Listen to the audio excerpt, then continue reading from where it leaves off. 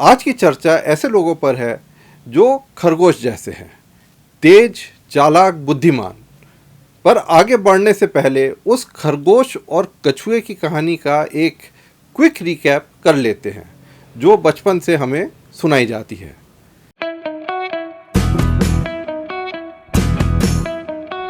खरगोश को पूरा विश्वास था कि वह आसानी से जीत जाएगा, इसलिए वह रेस के बीच में सो गया और कछुआ धीरे धीरे लेकिन लगातार चलता रहा और जीत गया। इसमें यही मॉरल स्टोरी टाइप से दिया जाता है कि slow and steady wins the race, यानी लगातार मेहनत करने वाला व्यक्ति अंत में सफल होता है। लेकिन आज हम नए रिसर्च पर चर्चा करेंगे जो खरगोश पर है, यानी ऐसे व्यक्तियों पर जो बेहद इंटेलिजेंट है, बहुत नॉलेजेबल है, उनके पास आइडियाज़ भी है, प्लान्स भी है, रिसोर्सेज भी है, लेकिन फिर भी वे अपनी ज़िंदगी में वह प्रोग्रेस नहीं कर पाते जिसकी उनसे उम्मीद की जाती है। और दूसरी तरफ कुछ लोग ऐसे होते हैं जो शायद उतने ब्रिलियंट नहीं होते, लेकिन लगातार एक्शन लेते हैं और धीरे धीरे एक्स्ट्रा ऑर्डिनरी रिजल्ट्स हासिल कर लेते हैं। तो सवाल यह है कि बहुत सी स्मार्ट पीपल अपने जीवन में, अपने काम में, स्कूल में, कॉलेज में असफल क्यों होते हैं?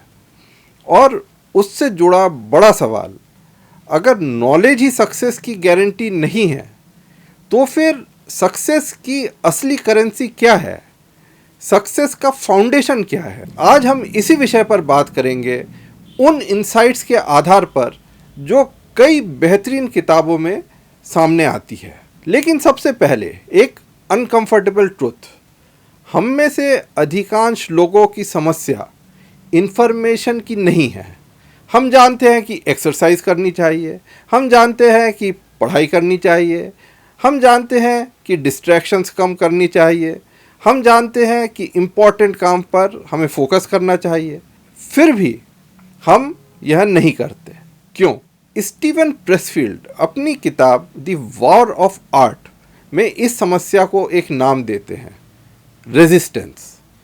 उनके अनुसार रेजिस्टेंस कोई बाहरी दुश्मन नहीं है, यह हमारे भीतर की वह अदृश्य ताकत है जो हमें हर उस काम से दूर ले जाती है जो हमारी ग्रोथ के लिए ज़रूरी है।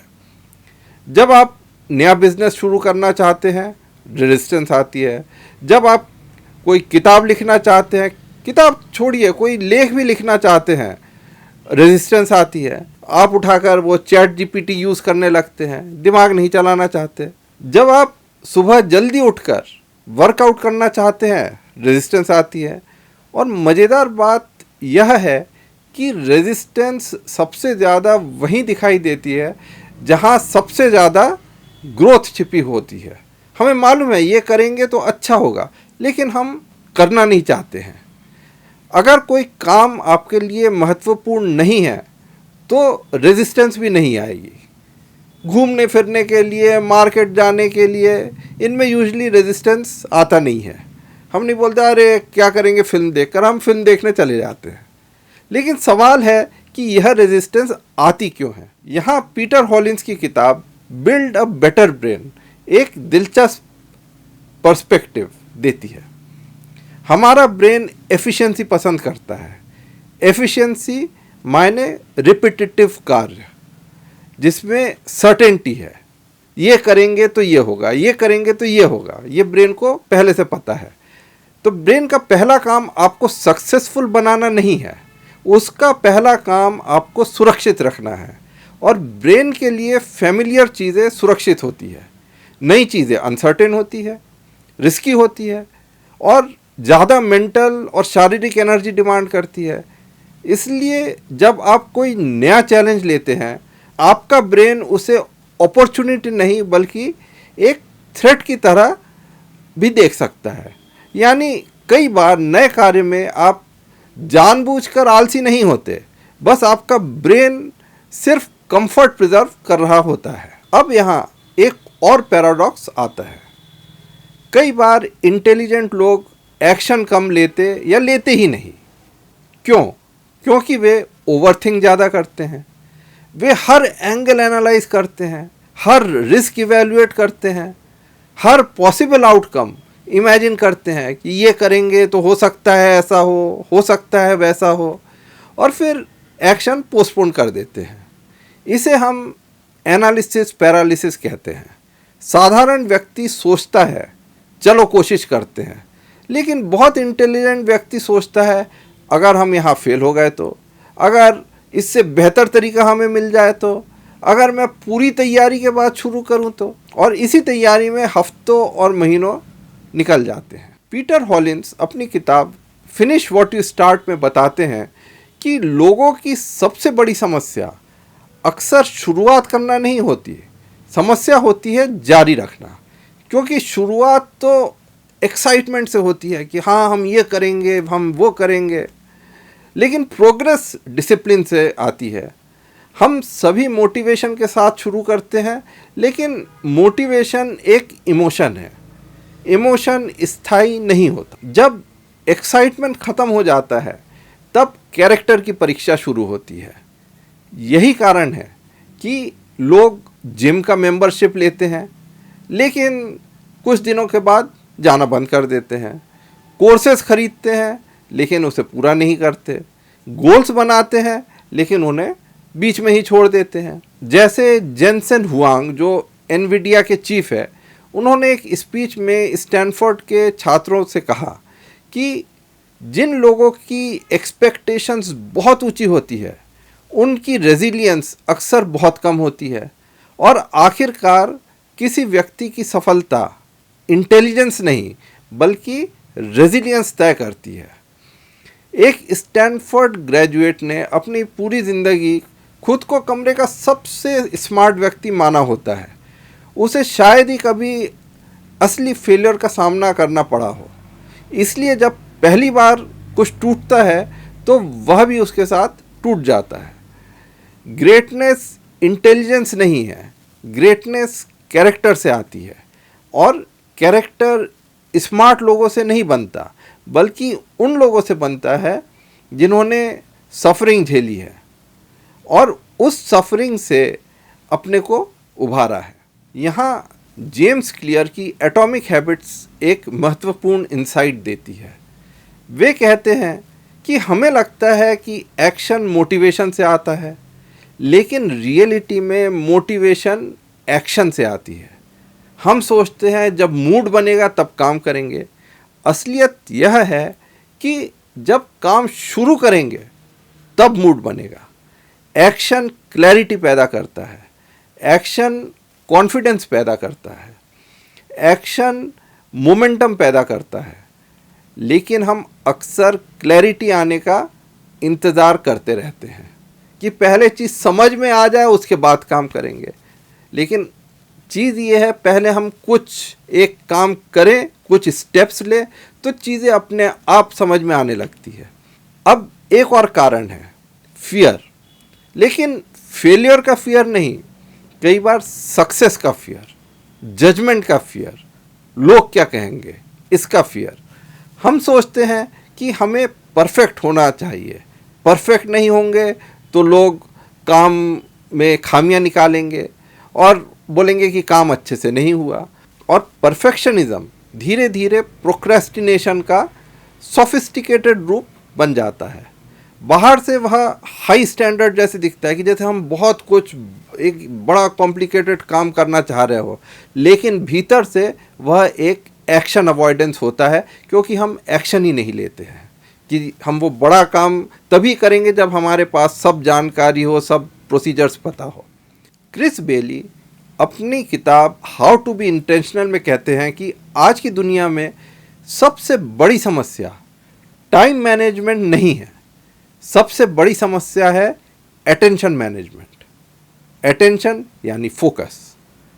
हम आज के दिन एक्शन नहीं लेते इसलिए नहीं कि समय कम है, हम एक्शन नहीं लेते क्योंकि हमारा अटेंशन बिखरा हुआ है, डिस्ट्रैक्शन है, हमारा माइंड डिस्ट्रैक्टेड है।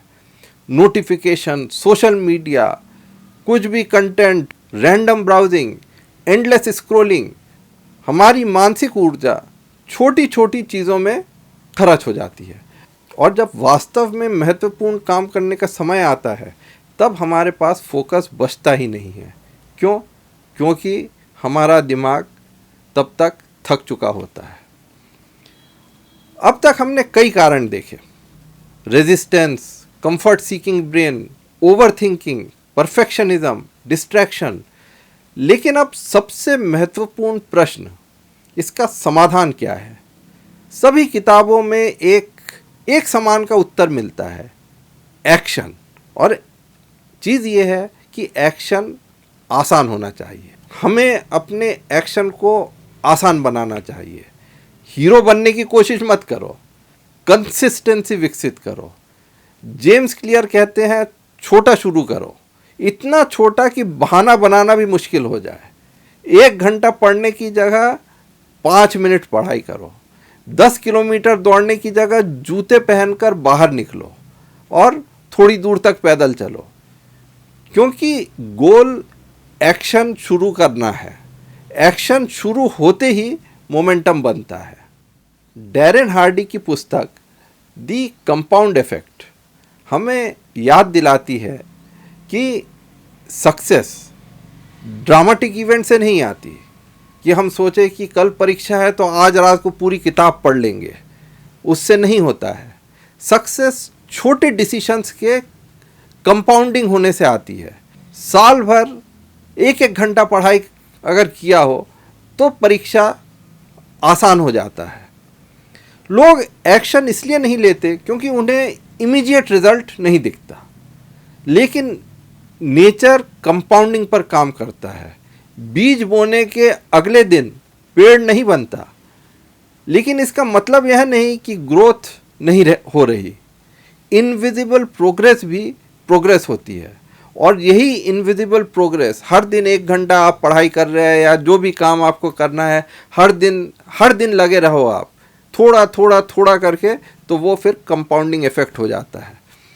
और शायद सबसे महत्वपूर्ण बात, अपनी आइडेंटिटी बदलो, केवल गोल्स मत बनाओ। अपने आप से पूछो, मैं कौन बनना चाहता हूँ? जेम्स क्लियर का एक प्रसिद्ध विचार है कि हर एक्शन उस व्यक्ति के पक्ष में एक वोट है जो आप बन रहे हैं। जब आप पढ़ते हैं, आप सिर्फ पढ़ नहीं रहे हैं, आप एक लर्नर है उस समय। जब आप लिखते हैं, आप राइटर बन रहे हैं। जब आप वर्कआउट करते हैं, आप हेल्दी पर्सन बन रहे हैं। आइडेंटिटी एक्शन को सस्टेन करती है। तो अंत में स्मार्ट पीपल के एक्शन ना लेने का कारण यह नहीं कि वे इनकेपेबल है। स्मार्ट व्यक्ति इनकेपेबल कैसे हो सकता है? वे एक्शन लेने से इसलिए रुक जाते हैं क्योंकि उनके सामने इन्फॉर्मेशन की नहीं, साइकोलॉजी की समस्या होती है, और एक्शन ना लेने के आसान बहाने हैं। नॉलेज पर्याप्त नहीं है, टैलेंट पर्याप्त नहीं है, पोटेंशियल पर्याप्त नहीं है, और एक्शन ना लेने से हताशा तो आएगी ही आएगी। और दुनिया पोटेंशियल को रिवार्ड नहीं करती, दुनिया एग्जीक्यूशन को रिवार्ड करती है, एक्शन को रिवार्ड करती है।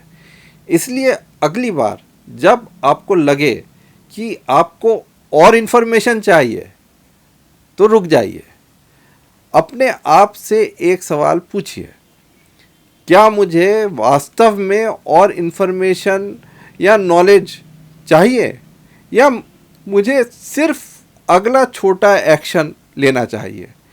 क्योंकि आपकी ज़िंदगी को बदलने वाला ब्रेक थ्रू शायद किसी नई किताब, नए कोर्स या नई स्ट्रैटेजी में नहीं छिपा है, वह उस एक्शन में छिपा है जिसे आप बहुत समय से टाल रहे हैं।